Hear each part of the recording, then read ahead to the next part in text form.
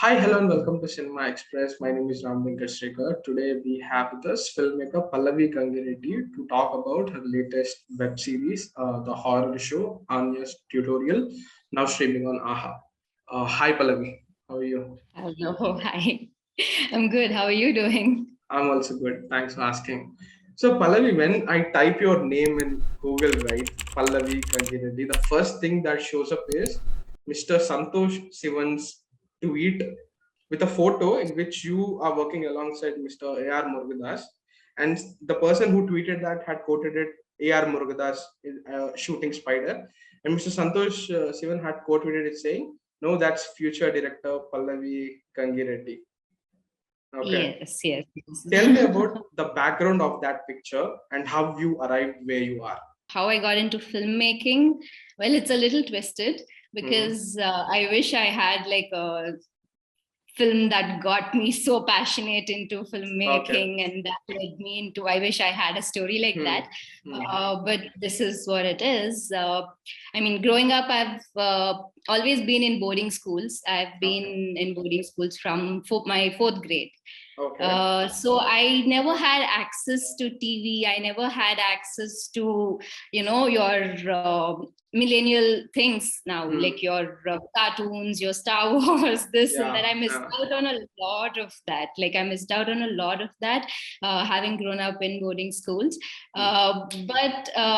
Like the only exposure that I got was whenever I used to go out, like, my monthly outings with my father, whichever movie releases, we used to go watch that and then come back, get dropped back at the school. And then when I go for holidays, I used to watch a lot of Telugu movies that were the festival releases at the time and things like that. But it was all like a very mindless watching, actually. I was very into films, but I was not like mindfully watching them. It was just one source of entertainment as such. And one more important aspect of my growing up was that I was a sportsman. I was into basketball, so I used to play professionally. I played a bunch of nationals and things like that. So that kept me occupied in my school days, basketball, going in between tournaments, and just that was all about it. And my studying was also just for that. Like, I used to be one of those top 5 students in the school all the time. No, not in the sense of not in the right sense of the word.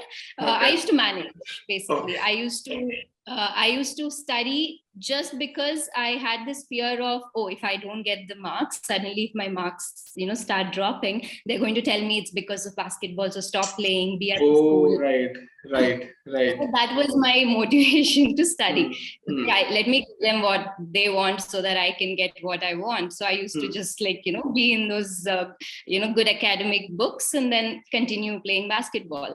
And post my 10th is when I had met with a bike accident and, a lot of that kind of took a U-turn for me. I was on bed rest for a good 8-9 months. It took me a year to again walk properly. So that was like a major blow where suddenly I was not active as much. Suddenly, things started changing in front of me. And then I was not allowed to play for the next couple of years to, not that I was planning to take sport professionally. It was always like one of those things I was passionate about. But that also was not happening. And then when I joined my intermediate, I got into one of those Narayana Chaitanya colleges where it's the grind. The grind had begun, and suddenly I didn't have a motivation, to study. I didn't have, I'm like, why?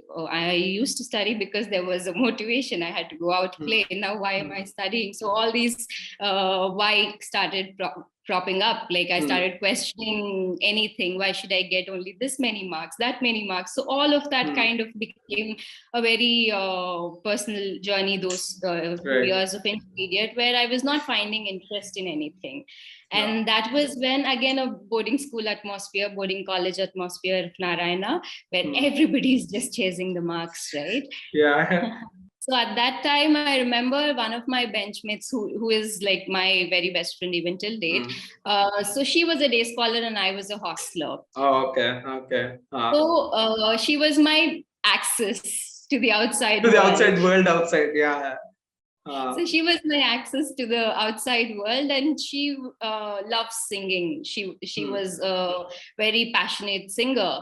So she used to come and sing whatever were the popular releases at the time, whatever was the top charts on the radio at the time. She used to come and, sing them for me. And then, we used to note down the lyrics and things like that. And I think that is where first time, without seeing the visual, I'm hearing a song. Right.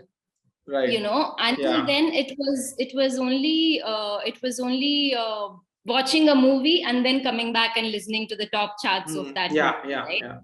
So when I was just listening to the music without having a visual in my head, I kind of started making a visual, oh, how would the visual of this song be? And then I would ask my friend, how does this song look like? And then the video of the song wouldn't have released. She would be like, I don't know, but I remember Jab We Met was a very detailed discussion we had back then, where the songs of Jab We Met were arranged. She would come back and make me hear those songs, and I would always ask her, what's the visual of this? What's the visual of this? And I used to form my own visual in my head, and then I used to kind of compare it when I go and watch the film in my weekend outing, and then I was like, oh, this is what I thought would be. This is what is visual. So the first idea of forming a visual, I think somewhere subconsciously started there. And in Narayana. Narayana, can you believe? In Narayana, started there, and post that, again, I was trying to figure out what to do. You have like IITs, this, that to do, and I was not very keen on those things. So I was trying to find my motivation, and that is when the song thing started, when I was visualizing these things, the idea of filmmaking kind of came in place, cropped up. And then the more I started getting into knowing about it, frankly, I felt it was very similar to a sport. Wow. Okay. How? It was because it's literally, there is so many similarities that I can't even, like, every day, like how much ever prep you go, the day of the match is the different. Ball game altogether. You have to be spontaneous, you have to be on your toes, you have to be a team player, you have to achieve something together, and every day is a different agenda. So a lot of parallels I could draw between sports and filmmaking. That is when I was kind of more drawn to it, because I was like, okay, this sounds very similar to what my motivation has been so far. This looks, the world of cinema looks very similar to what a sportsman goes through in a day-to-day life, and that kind of attracted me towards filmmaking. But I did not act on it because that was the phase where you would want to be a bunch of things. I mean, it used to keep changing. One week I wanted to be an IAS officer. Next week I wanted to be something else. And the week after that, something else. So I didn't want to really act on it. It was there in my head. I remember, I think I didn't have the courage to say it out loud also immediately, because I don't come from any sort of film background whatsoever. Like, dur tak, there is nobody. So for me to imagine that I'll be in films, do this, was like a far-fetched idea at the time. So I was not even saying it out loud to anybody. But it was there. I remember funnily mentioning it to my dad a bunch of times after my intermediate and stuff. Then I thought of this. I told myself that, okay, let me not just go all about, oh no, this is the thing I found a link. And I didn't know anybody would understand what my link was, because I still wonder if people will get the correlation, So at the time it was even more in my head. So I thought, okay, let me sit on this idea. Let me go do the, run of the mill things. I joined my engineering. Wow, super. I thought, I joined my engineering, but when I joined my engineering itself, I knew I was not going to do anything related to that field. But for me, it was like a litmus test. Like, I thought, if the thought of filmmaking stays with me, it passes the test of time, I'm going to act on it. Yeah. I'm not going to just like, because I discovered something, jump into something and realize, oh shit, I didn't know this world. So I wanted to give it some time. So I joined engineering. I went to Chennai. I did my engineering in Chennai. Okay. Okay. I And did my while I engineering was in in, Chennai too. Yeah. where? St. Joseph's. Satyabama Okay, Pakana. I was, Yeah. yeah, I was in RMK College of Engineering. Oh, okay, okay, okay, okay, okay. Okay. Yeah, I know that. Yeah, so I was there, and once I was in Chennai, that is when I had started kind of like the very first year I was in the college hostel, so not much could be done and all of that. But long story short, so second year I moved into a PG outside. Like I was living in Anna That's Nagar, when and the liberation, that's when the life starts, right? In PG. Yeah, yeah, exactly. yeah. So I was in a PG in Ananagar, and then I was in this college, right? So the college used to get over at 3 or so, and then I used to come back home by 4:30, come back to my PG by 4:30, and there was this Ampa Skywalk Mall, Yeah, which is yeah, yeah, yeah, yeah. it was like very nearby to where I was living. I was Huh. living in a PG at Roundana. So I used to take a share auto, go. I started watching movies almost every day, like Wow. literally anything and everything that released in those 3 years of my college. Wow. I used to go alone, watch.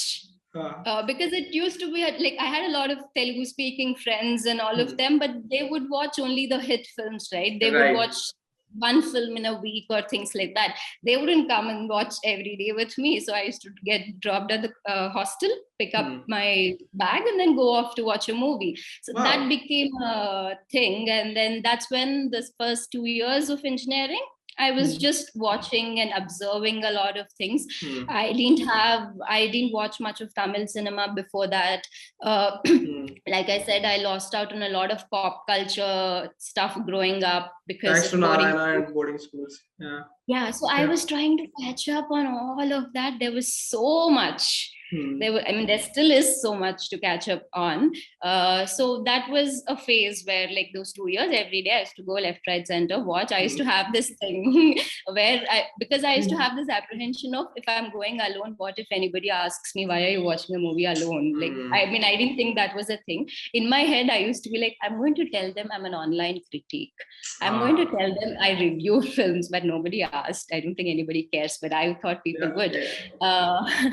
But yeah, so after that, in my third year was when I had to take a call because like everybody will naturally move to your GRE, TOEFLs, and what next, Yeah. right? Yeah. Masters and things like that. So my father was asking me, what do you want to do next? Are you going to do your masters or what is it? That is when I was like, okay, now is the time I have to take a decision.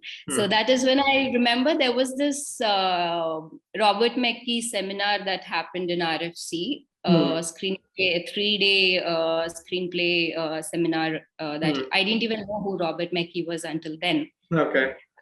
I didn't even know until after I reached only I got to know this man is a legend. Yeah. So I got read an article on some Nadu newspaper that there is some story writing seminar going on and stuff. So my only intention to go there was, it was like hugely in papers and stuff, this 3-day seminar. And I remember my dad sent it to me, and my only motive was, okay, so a lot of film people are going to be there. I don't know who this is. I didn't know who Robert McKee was then, right? So forgive me for saying that.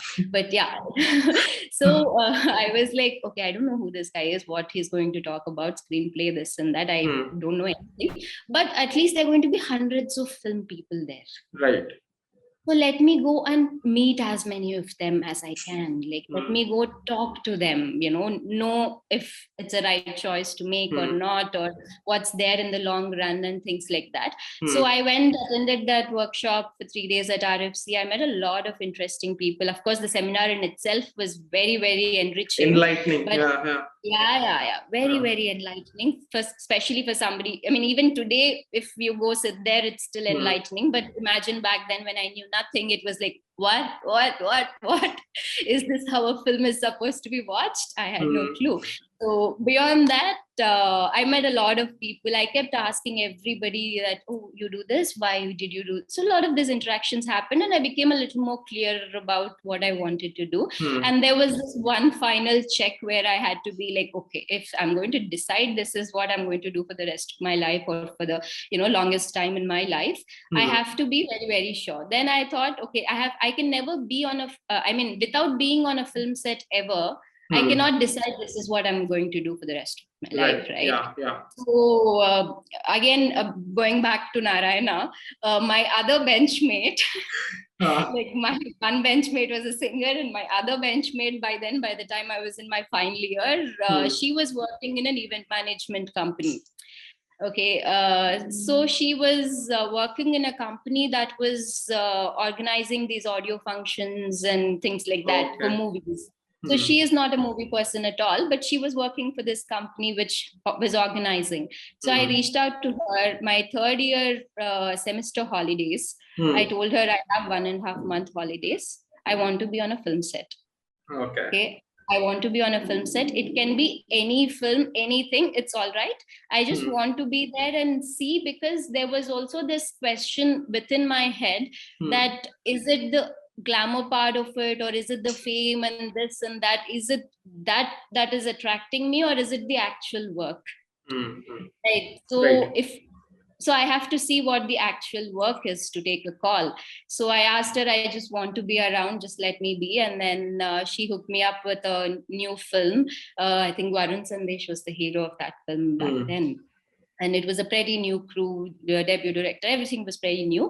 But that 1.5 months is where I completely, I was an observer on a film set. I was the runner, and get this, get that, do this, do that, printouts, this and that, and I was having a blast.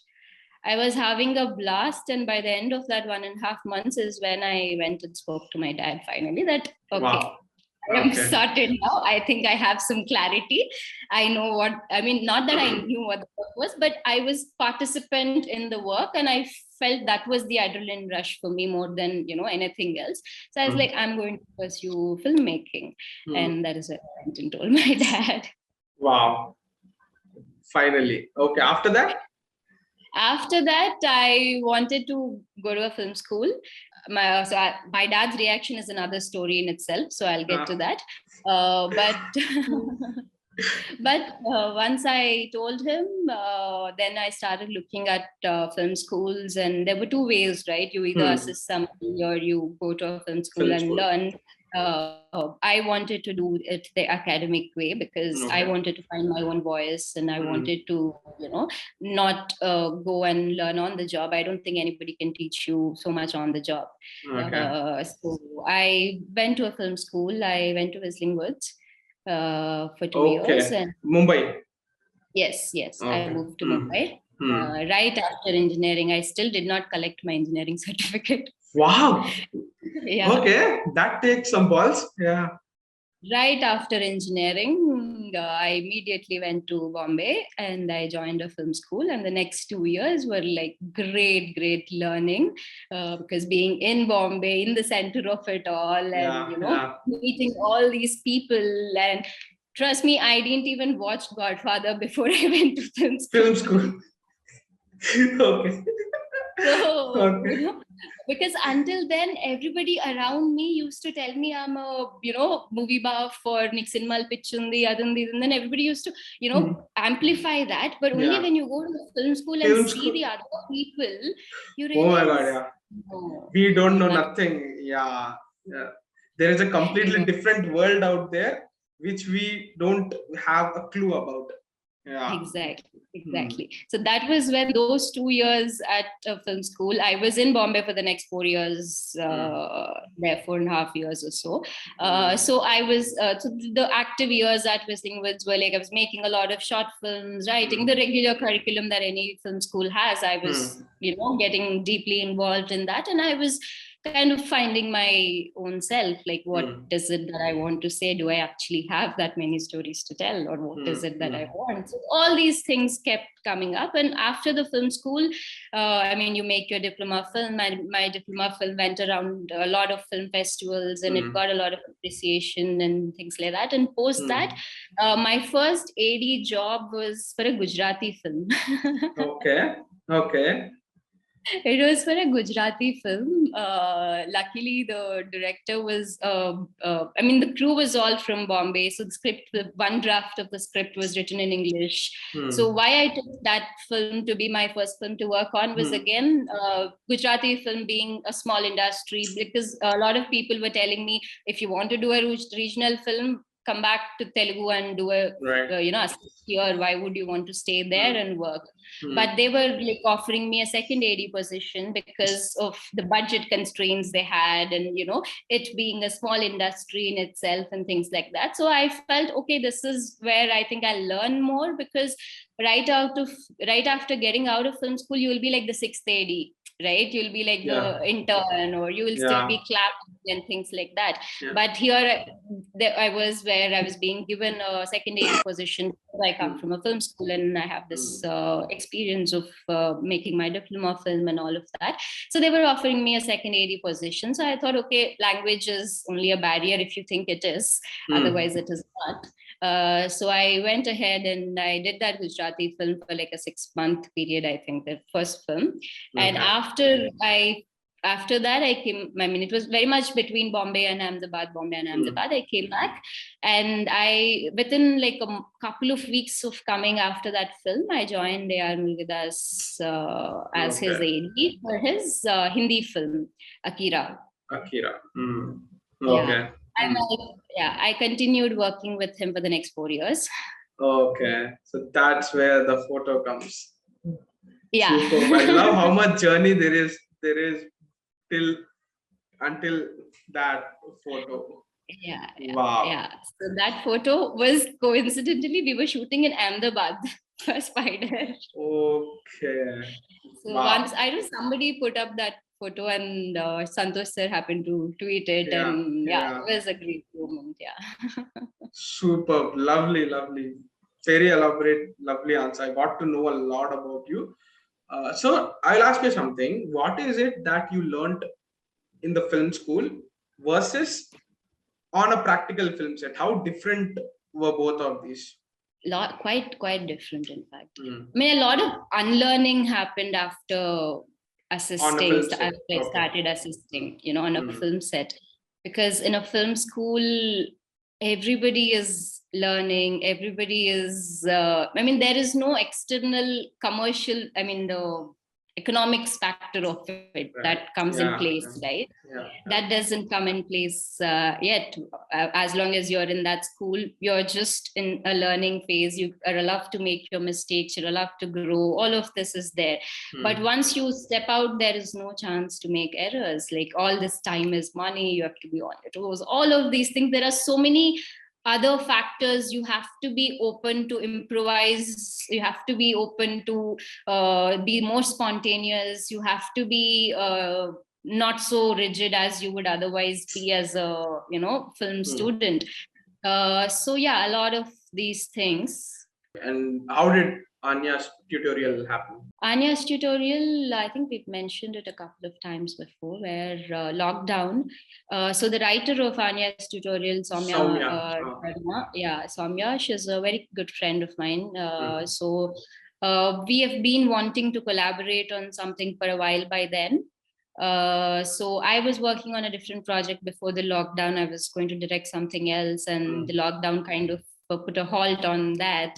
So we were in that zone of, okay, what's going to happen now? This is all very mysterious. And then I remember slowly they started allowing limited crew, like 10 members, 20 members is allowed in a film shoot or something like that. Like the minimal 20, 30 people are allowed and stuff like that. So Soumya and I were discussing about, okay, what is this minimal crew? Because the film that I was going to make before cannot be made with a minimal crew. Okay. It needs that larger than life visuals and stuff like that. Okay. So I was not ready to do that during lockdown because it would compromise on what that is about. So I was very sure. So what do we have to work on something? And now that we had the time, Soumya and I thought, okay, let's dig back, like, the lot of these ideas that you just jot down and never develop, right? So we thought, now that we have the time, let's work on those ideas, let's get to that. So one of those calls is where Soumya had this idea where a girl moves into a new house. She cannot get out. She cannot go back. She's in that house stuck, and things start happening. She's stuck in that place and things start happening. So so we were kind of developing each other's ideas on a daily basis. We were getting into video calls and developing and all of that. And in between, there was this lockdown content that had begun, right? Everybody making content in the lockdown world. So we were funnily like talking about it, like, people, what kind of content, lockdown content can come up? And most of them, I'm sure 80-90% of them would make some drama or a family stuck, a dysfunctional family stuck under the same roof because of lockdown drama around that and things like that. And we were like, if we were to make something in lockdown, what would we make? Like in the lockdown world. And then parallelly we were also discussing each other's other ideas, right? So that is when I was like, so maybe that idea you had there and this world, can we do something with it? Okay, merging both of those. Can we do something with it? And she like, both of us were like very kicked about it, and she went on, she started writing immediately. And that's how it started.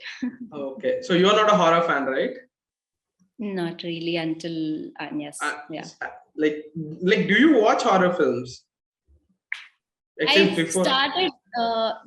I did a bunch of times. I tried, but it did not work that much for me. Because most of the, especially Indian horror content, is all horror comedy, or that is something that comedy somehow it's very hard to please anybody or make anybody laugh doing comedy.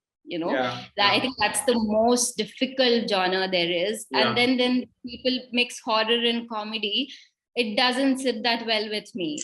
So I was not that much into what was made, but I remember Haunting of the Hill House was one of those very big eye-opener to the genre in itself. And from there I started following Mike Flanagan and everything he had done before and after, and it just opened up for me, because I'm like, oh, there's so much drama that is intricately woven into the narrative.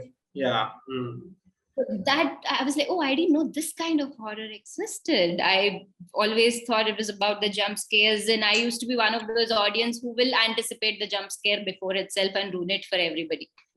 Like I was that person, and my friends would be like, there's no point of watching it with you, you'll ruin the suspense.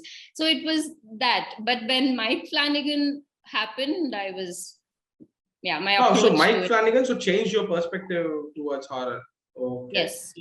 Super. Now, one question: as someone who doesn't like horror, who doesn't particularly enjoy horror before making this, when you were making this, did you keep yourself in your mind as an audience? Like, is this something that somebody like me who doesn't particularly enjoy horror, will they be able to digest this? Did you keep that in mind? In fact, that I thought would be one of the biggest USPs for me to do it, because maybe because I'm not a diehard horror fan, but my writer is. My writer is completely a horror fan. She made me watch so much of horror content that that's when I was like, okay, maybe it's a plus point that I will be able to present it in a different light. Because I'm not going to do the regular jump scare things, because I don't like them myself. So I'm going to do it differently. So that kind of gave me a confidence to even take it, because I was pretty sure that the beginning point is I mean, the intentions are in the right place, right? Hmm. So that ways I definitely did take myself as an audience. Yeah. Like you said, one of the things that I like the most about the show is that it's not exactly about the jump scares. It is not, you're always anticipating something to jump out of screen. So when I was watching it, I was watching it with the tension that something is going to happen. That okay, there is a darkness, there is like it's a very dark show. Literally, also you use there's a lot of darkness in there, and you never know what's going to jump from that darkness, right? Because like I had written this in my review as well, that setting of this show, it's a playground for a horror filmmaker. Like anything can happen, but you still go with just the atmosphere, just the mood, just the tension. Tell me about this, building this atmosphere, building this mood. How did you achieve that? See, primarily Anya's tutorial is not just about the horror element, Yeah, right? yeah. There is much psychological aspect that is there to it, the kind of backstory that we've given these two protagonists. There is a lot of darkness itself in the story. Yeah.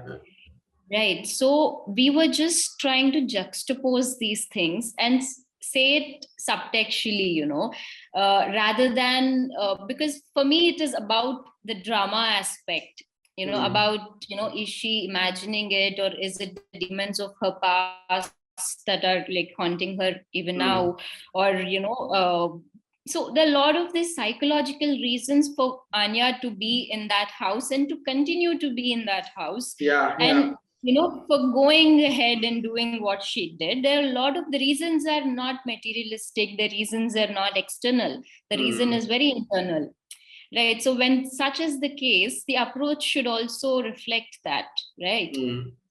So that was primarily where I was coming from, that it's all very internal. And because otherwise in the outside world you'd have a lot of questions like, why should she stay there, and why is she being there, and why a lot of these questions pop up, but the reasons are all internal. So I wanted to somehow in the visual grammar bring that forward, right? It is and yeah, that was the primary idea, in fact, that it is not the ghost in the house that is scaring her.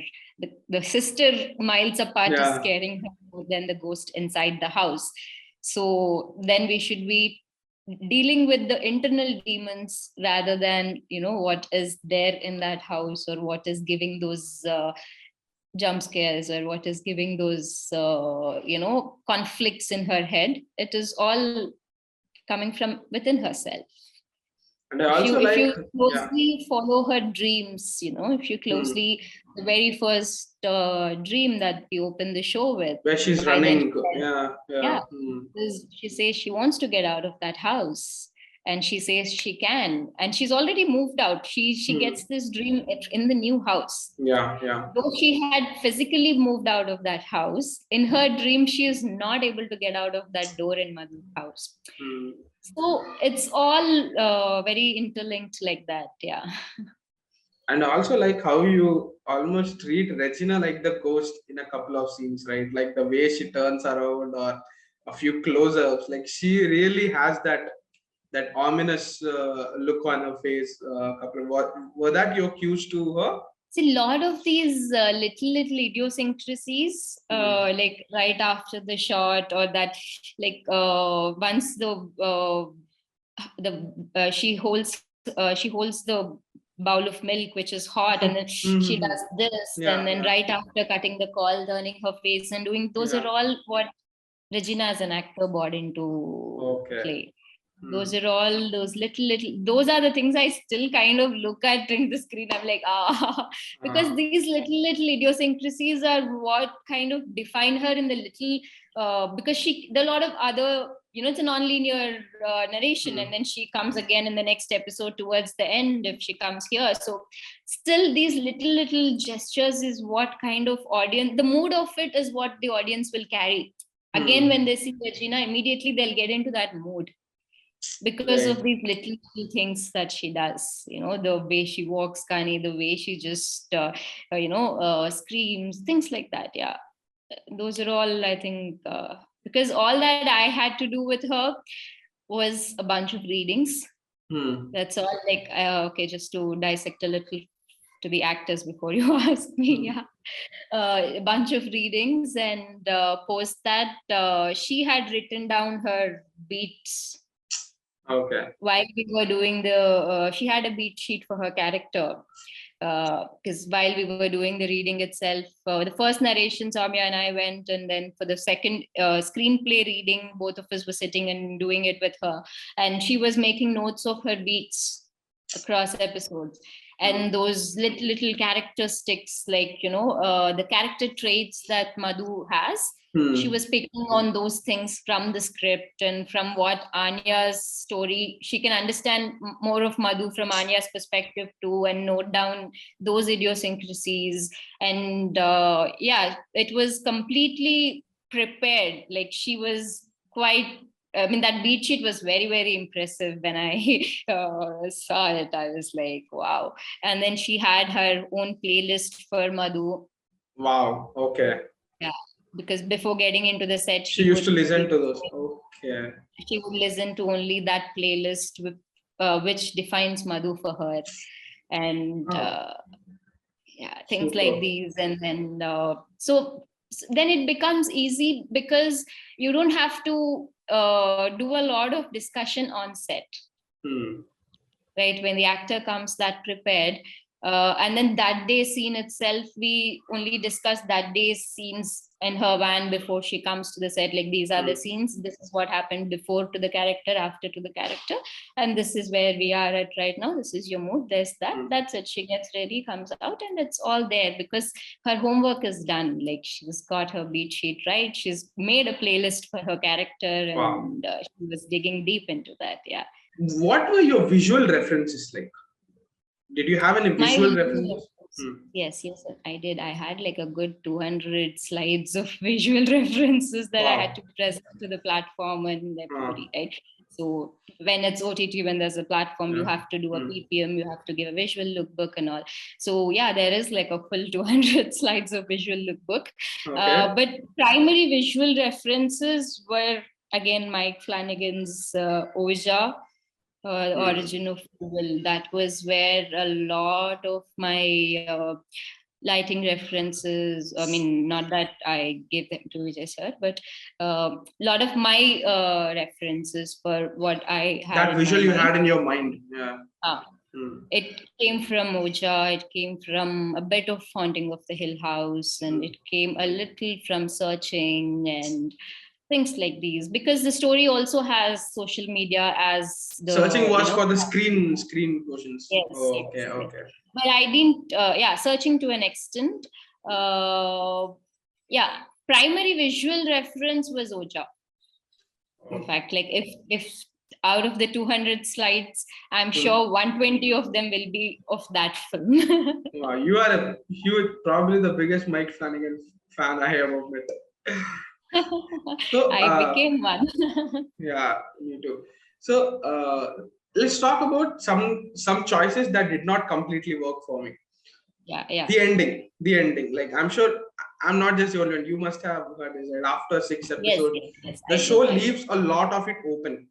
Now, I know that it majorly comes from Soumya, but is this something that you discussed with her? Because you're leaving a lot of open threads, be it with the kids, or it leaves a lot of questions open. So did you ever feel that might not work for a lot of people, and what was the conviction that you went with the ending? See, again, yes, we had a lot of discussions around that. But like I said, it's completely her baby. Also, we had a lot of these things where the kids are because Missing. few things got lost in the whole aspect of it. The kids are missing, and there's Anya, Madhu, Anya hits Madhu, and then what happens to her post that we didn't tell. So those are all things that Soumya wanted to leave for season 2. So for season 1, she'll be the better person to answer those questions for you. She'll be a better person to answer those questions. As someone who directed this, as a director, you felt that the show got a closure when Anya confronted Madhu. Is that how you treated it? Is that how you treated this ending Exactly. as? Because Okay. see, before that, the beginning of the episode when Anya is levitated, she says forgiveness is the biggest scam, take your power back. These are the things that she says while she is levitated in that fire and all of that. She says these things, and she wants to get justice. That is why when she goes to Madhu's house, she, whatever she had done here, she would have done at Done Madhu's there, house yeah, could as well, have, right? yeah. But she did not do any of that. She wanted Madhu to come to Anya. She wanted, because that is why by the time Anya comes to Madhu's place, from the beginning of the show, we see that Anya has been saying, I want you to say sorry. I just want you to acknowledge that this happened, just stop acting like it never happened. And Madhu doesn't do that throughout the show. Right? Throughout the series, she doesn't apologize. But the minute Anya comes, Madhu is like almost on her knees. One, of course, the paranormal aspect of it has broken her down, and she's like, I'm so sorry, Lavani, please leave me, I'm so sorry, and even at that time also, she's going on her knees and saying, I know what I've done, but hear out why I've done what I've done. So it is not a clean apology. Still not a clean apology, because when Anya sits down and makes her see what Madhu has done to her in the childhood also, the apology is not very clean. That is why Anya leaves saying, when Madhu says, I'm sorry, Anya towards the end of it gets up and says, it's too late, and she goes back. And after that is where Madhu finds out Anya's address. Now, people will think if Madhu wanted Anya, if Madhu wanted Anya so badly, she could have, whatever she has done in the end in going to, Anya's search history and finding out that house and making those calls, she could have done it much earlier. Yeah. But Madhu is also not the person to do that. She is telling, you come back home, right? Madhu has been saying, you come back home.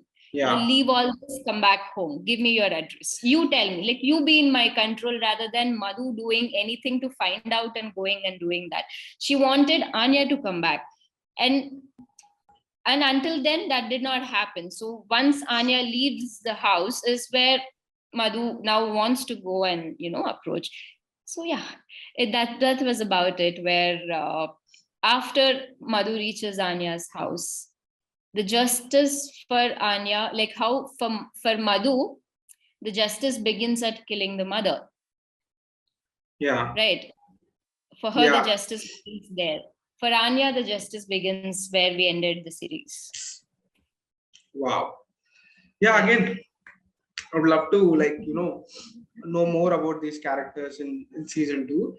But tell me, how do you come up with these set pieces? For instance, the flashback parts from their childhood, where Anya plays with a ghost, or when she walks into the graveyard. These are all very, very, very creepy images. Same with when she sees the ghost sitting in the kitchen, the one that's in the trailer as well. These are very creepy scenes. Tell me about how you keep the creep factor high. Like, how do you balance that? Okay, this much is okay, this much is not okay. How would you bring that creepiness? Like you said before, it begins with like viewing yourself as the audience, and what would be enough for you, and what would be a run-of-the-mill thing, or what would be enough for the story or for the scene that we are trying to say, and for the age that the actor is in at that time, for the character is in at that time. How much creep is enough creep, right? So those are all the factors, and childhood has actually been like a very challenging, in fact, the most challenging part for me. Because everything else put in the childhood had a different kind of challenges. But yeah, primarily to begin with, it was all planned like that in the script, right? But to what level to take it was something that I decided based on what is the whole crux of the show? What is the whole mood of the show? And moreover, whatever they see in the childhood should be, I mean, is something that is still haunting them now, right? So I have to keep that in mind to where they have reached now. So it should be enough creepy for them, for it to haunt them for the next 20 years, for it to change the course of their life for the next 20 years, right? So those were the cues of, okay, this girl seeing this should haunt her for the next 20 years. That means to what level it should be. And what should be the math in the house while this is happening. Wow, yeah, that makes like perfect. Like it has to be imprinted in the minds of the characters, that it has to keep haunting them for the rest of their lives. It is very, very creepy. Actually, I was watching it alone in my room. I had received the screeners. I was watching it. Like I said, I was waiting for something terrible to happen. It won't happen, but you're always scared. That's what I loved about the show. It's the vibe of that house, the whole Yeah. mood, life they're living itself is a scary life. So please tell me about, like you said, the vibe of that house. Tell us what building that house and having your lighting. Mr. Vijay C. Chakravarti, he did a terrific job.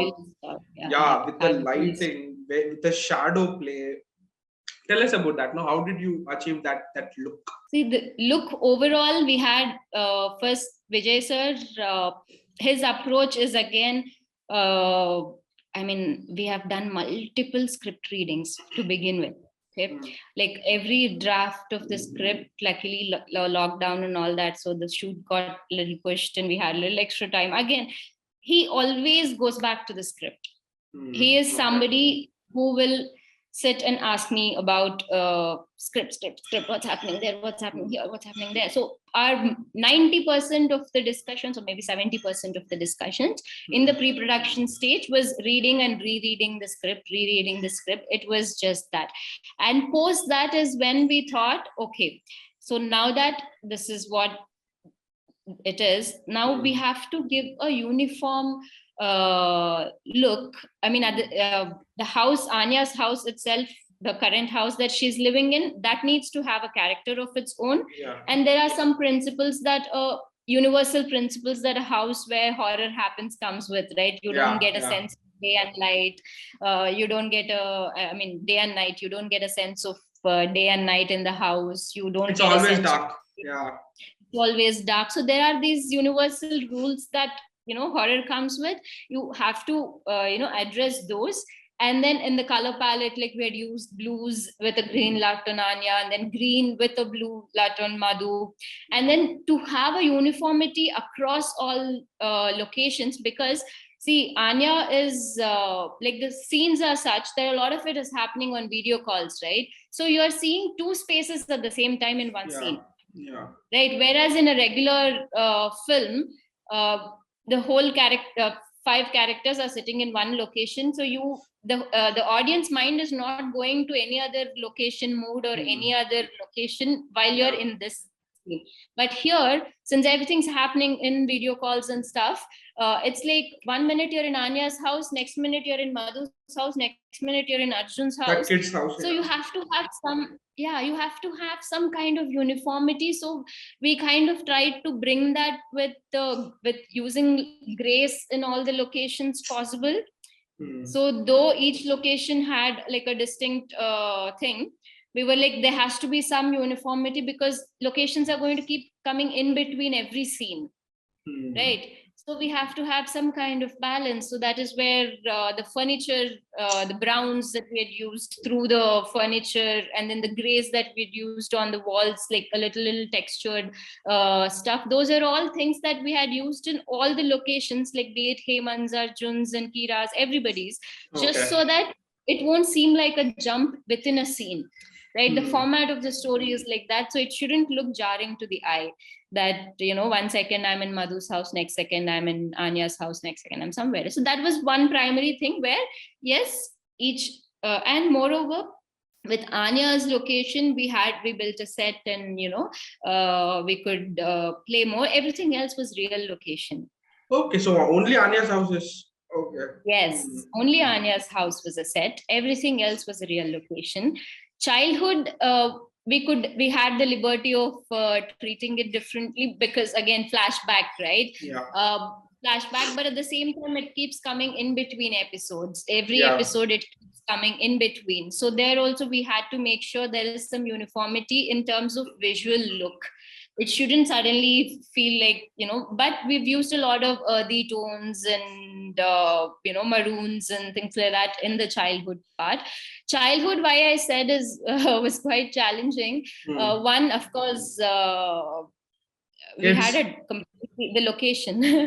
because the location was like very small, like we had like a very huge space constraint, and because from the beginning, childhood, because both me and Vijay sir, we wanted to treat childhood as the crux of this whole story, right? So our complete like childhood is going to be like this. We're going to do this many long takes, that many long takes, this, that, all of that planning had happened. But come to reality, we had to shoot in a location where it was literally like 4 by 4. Each room was like so small. You can't put a track, you can't take a wide shot.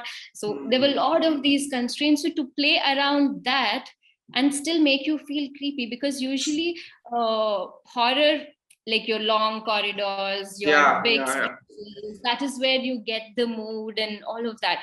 But here in this house, the place was so little for us to do all of that. But still we had I think we did a good job there. Yeah, so that was one primary challenge, where the location constraints and night shoots. And more challenging was the kids. Yeah. The kids, because I mean, why I said it was the most challenging for me, not technically, because of course technically and learning wise, each location had its own challenges. Like each location had its own challenging scenes, that would kind of question my choices and stuff like that. But childhood had a very moral challenge for me, because we were shooting in the night. It was the coldest nights of December. Okay. And there were these kids whom I had to keep awake at night. So I had this dilemma where, am I abusing a kid to make a film about abuse? Is this right on my part? Is this right thing to do? I'm making a kid stay awake all night, and I'm making a film on abuse. Am I abusing this kid? So all these things came up. But fortunately, those kids were such professionals that day two itself, I realized, okay, I am overthinking this. They're all professional actors already. They were like ready the minute I say shot ready, they would come running, and that I'm like, okay, it's all in my head. So I used to be extra careful with that. And also, more importantly, how it will affect those kids who are acting psychologically. Right, that was also a major concern I had, because if after acting in this, if the junior Anya starts having nightmares, if you will feel complicit, right? Because I felt it was my responsibility to make sure I don't do that. So that's when I did extensive workshops with the kid and their parents. And their parents, I met their parents so many times. I was like, see, these are the scenes we are going to do. So the after effects of it could be this, could be that. You need to keep an eye on them, because only you go home with them, you will be able to tell me what they're how they are reacting after pack up. Are they sleeping well, or are they getting scared, this and that. You have to keep an eye on those things. So this was the whole challenging part of childhood, to make sure that junior Anya and junior Madhu, it won't affect them, it won't affect them psychologically. And then with the space constraints we had, with the night shoot and the cold, this and that, a lot of these things put together, I felt childhood was like much more complicated to achieve, especially with the kids' mindsets. I didn't want to, it's not like 4 days of shoot, we'll get what we want and then they'll be scarred for life. Wow, I get that, why you felt responsible there. What's your favorite scene or sequence, Pallavi? I know that it's hard to pick one, But if you had to pick one which you're very satisfied with, what would that be? Well, a lot of them. There are a lot of them. With each aspect, there's I love the Arjun's corridor bits, and then Madhu. I love her confrontation thing with the mom. And especially the shower shots of Madhu. I felt the mood was perfect for those, the mood in which she is in the story, and then that I think fell right in place. And that whole candle shot in the first episode, the 2-minute long take, that I really we took quite some time to do that, and that was one. And then there are a few top shots of Anya watching then that crystal healer video she is watching, and she checks and then she looks at the fan. There's one top angle shot there, which I really like. There's a little nice, beautiful flare that comes on, and it's amazing. And then we have Hemant's introduction shots, I think, were visually interesting. The space was interesting to explore that day. I was a very happy person that day because the location was supporting. That then coming to childhood, I can't pick one because like I just spoke, childhood died. A lot of thoughts in my head going on, so I can't pick anything about childhood. But yeah, overall a lot of these things.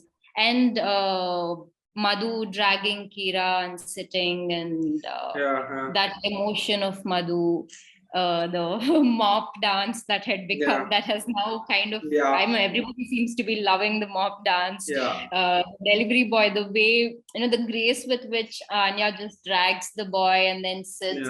And then after the whole fire dance, she sits and then she looks. There's one top shot of just her eyes. You look at her eyes, and and then there is this hammock shots also. Right.